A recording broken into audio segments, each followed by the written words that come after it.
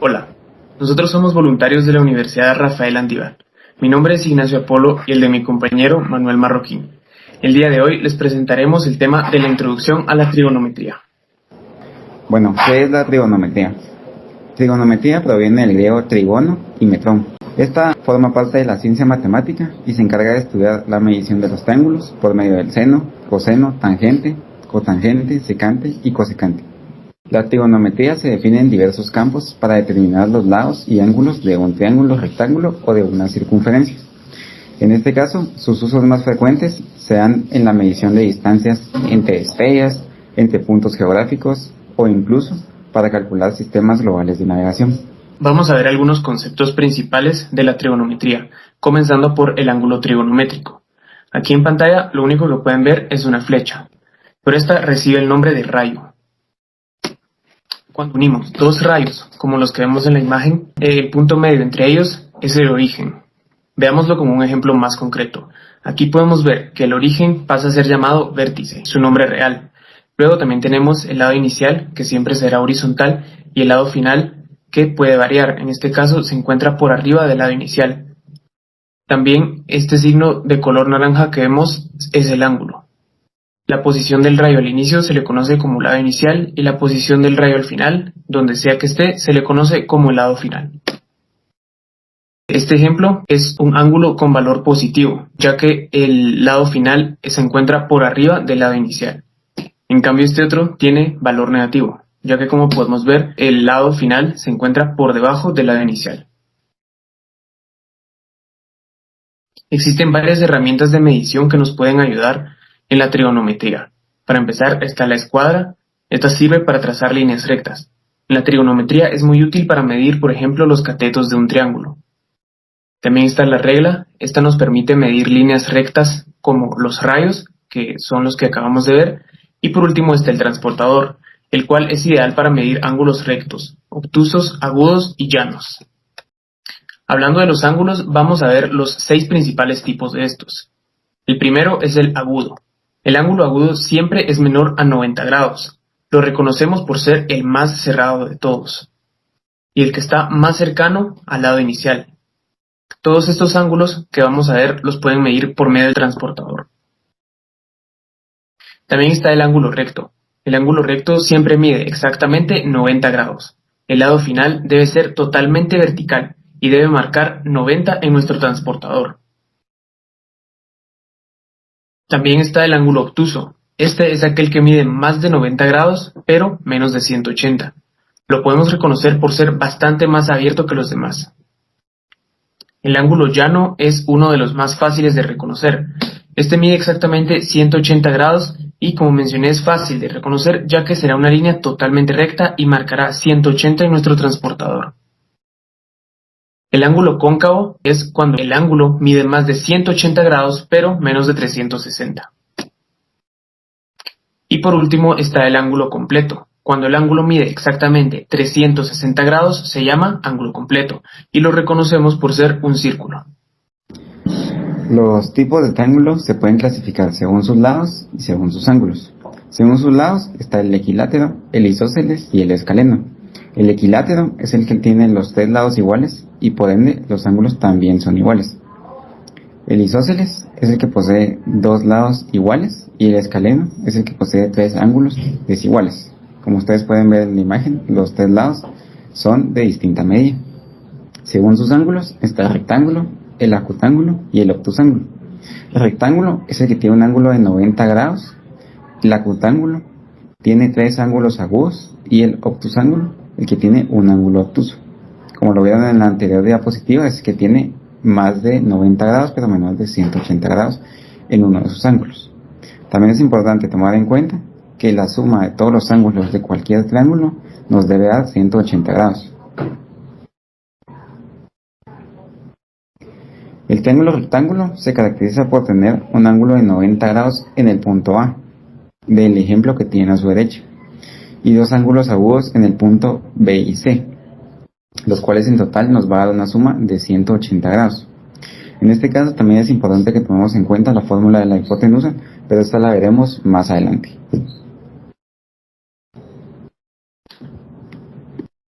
Hablando precisamente de la fórmula de la hipotenusa, esta lleva como nombre teorema de Pitágoras. Para llevar a cabo el teorema de Pitágoras es fundamental que tengamos un triángulo rectángulo, ya que este no funcionará y no aplica para los otros tipos de triángulo. Por lo tanto, la suma de los catetos al cuadrado es igual a la hipotenusa al cuadrado. Aquí en la imagen de la derecha podemos ver la fórmula ya más específica del teorema de Pitágoras. C equivale a la hipotenusa, que es el lado más largo, mientras que A y B a los catetos, que son los lados un poco más cortos. ¿Cuáles son los lados de este triángulo? Como ustedes pueden ver en el ejemplo del lado derecho, el lado A y el lado B del triángulo son conocidos como catetos. En este caso va a ser cateto A y cateto B. Mientras que el lado C es conocido como la hipotenusa, por ser el lado más grande de todo el triángulo. En este caso también ustedes pueden ver nuevamente que tiene 90 grados y en sus demás ángulos, alfa y beta, pero esto lo veremos en la siguiente diapositiva. ¿Cuáles son sus ángulos? En esta imagen podemos ver que los ángulos de ese triángulo se representan como dos letras griegas, y estos son ángulos agudos. También sabemos que el ángulo, que es un cuadrito, es un ángulo recto, pues es de esta forma en la que siempre se representan los ángulos rectos, y este vale 90 grados. Un triángulo rectángulo siempre va a tener un ángulo de 90 grados. Veamos el primer ejemplo. Este es un ejercicio del teorema de Pitágoras.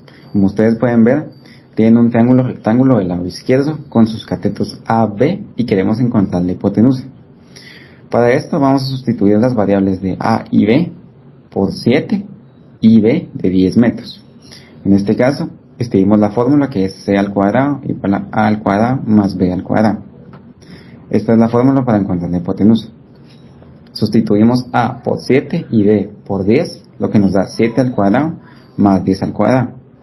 En este caso, 7 al cuadrado nos da 49 y 10 al cuadrado nos da 100. Queda nuestra fórmula como C al cuadrado es igual a 49 más 100. Hacemos la suma que es 149, pero nos damos cuenta que tenemos C al cuadrado del otro lado de la operación. Para esto vamos a aplicar raíz cuadrada de ambos lados, como ustedes saben, para eliminar la potencia de 2 de C al cuadrado. Si aplicamos raíz cuadrada, esta se elimina, por lo que únicamente nos queda la raíz cuadrada de 149, lo cual nos va a dar 12.20 y esta es nuestra hipotenusa, es decir, la letra C del triángulo. Vamos a ver un segundo ejemplo. En este tenemos que los catetos miden 6 y 8. Y lo que nos pide sacar es la hipotenusa, que se representa en la gráfica como C al cuadrado. Entonces, si lo reemplazamos en la operación, tenemos que C al cuadrado es igual a 6 al cuadrado más 8 al cuadrado, pues es la suma de los catetos al cuadrado. Si esto lo reemplazamos nos da 36 más 64, lo cual si lo sumamos da 100. Aquí en la tercera línea podemos ver que hay C al cuadrado es igual a 100, pero a nosotros nos interesa sacar únicamente C. Así que para despejar ese cuadrado lo que tenemos que hacer es muy sencillo. Hay que sacarle la raíz cuadrada al número 100. Esto nos da como resultado 10. Y como podemos ver, esto tiene bastante lógica, ya que la hipotenusa siempre será el lado más largo, y 10 es un número mayor a 6 y 8, que son los catetos. Ahora bien, el último ejemplo es con la misma metodología. Ustedes pueden ver que hay un cateto con 5 metros y otro cateto con 20 metros y queremos hallar cuál es la hipotenusa. Sustituimos los valores en la fórmula, lo cual nos da 5 al cuadrado más 20 al cuadrado es igual a C al cuadrado. 5 al cuadrado, 5 por 5 nos da 25 y 20 por 20 nos da 400. 25 más 400 nos da un total de 425 y en nuestra fórmula igual a C al cuadrado. Nuevamente aplicamos raíz cuadrada de ambos lados para eliminar la potencia de C.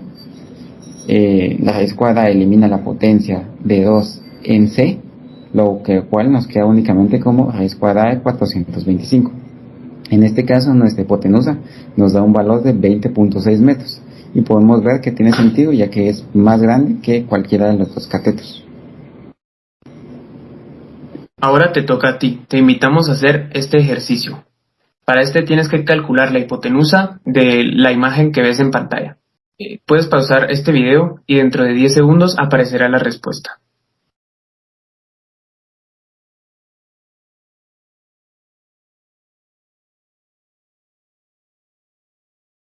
Bien, como paso 1 vamos a asignarle valores a A y B. Estos serán nuestros catetos y, tal y como ya están en la imagen, podemos ver que sus valores son 4 y 3. A continuación, vamos a hacer la fórmula de valor con los valores que ya tenemos. Primero, tenemos la fórmula de la hipotenusa del teorema de Pitágoras. Luego, reemplazamos A y B por los números que ya teníamos. Los elevamos al cuadrado, por lo que nos da 9 más 16. Y la suma de esto nos da como resultado 25, pero como podemos ver es c al cuadrado todavía. Para sacar el verdadero valor de la hipotenusa, le sacamos raíz cuadrada a 25, por lo que la respuesta sería 5. ¿Lograste llegar a la respuesta? Escríbelo en los comentarios y también escribe si tienes alguna duda para poder resolverla en un siguiente video. Muchas gracias por tu atención.